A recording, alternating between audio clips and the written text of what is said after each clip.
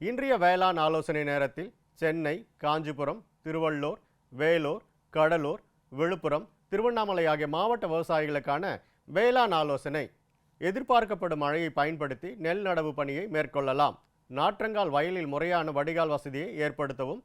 தற்போது நிலவி வரும் வானிலையின் காரணமாக நெற்பயிரில் பாக்டீரியா இலைக்கருகள் நோயின் தாக்கம் அதிகமாக காணப்படுகிறது. இதன் அறிகுறிகள் இலைகளின் மேற்பரப்பில் வெள்ளை நிற கோடுகள் காணப்படும். நோயின் தீவிரம் அதிகமாகும் போது கோடுகள் பழுப்பு நிறமாக மாறி காய்ந்துவிடும். இதை கட்டுப்படுத்த ஏக்கருக்கு காப்பர் ஹைட்ராக்சைடு 300 கிராம் என்ற அளவில் தெளிக்கவும். தற்போது நிலவி வரும் சூழ்நிலையில் நெல் நடவு வயலில் இலைப்பேன் தாக்கம் தென்பட்டால் 1 ஏக்கருக்கு தயாமிக்தாக்சிம் 40 கிராம் அல்லது அசாடிராக்டின் 400 மில்லி என்ற அளவில் தெளிக்கவும்.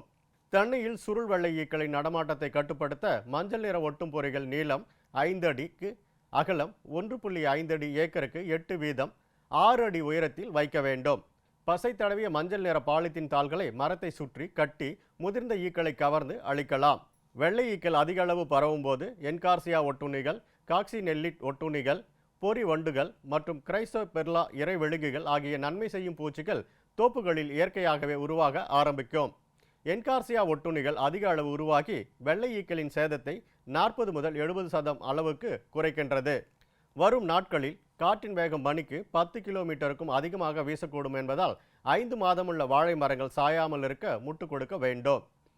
கத்திரி பயிரில் மாவு பூச்சி தாக்க வாய்ப்புள்ளது. பூச்சிகளை கட்டுப்படுத்த 1 லிட்டர் தண்ணீரில் பிரன்பாஸ் 2 மில்லி லிட்டர் கலந்து தெளித்து கட்டுப்படுத்தலாம்.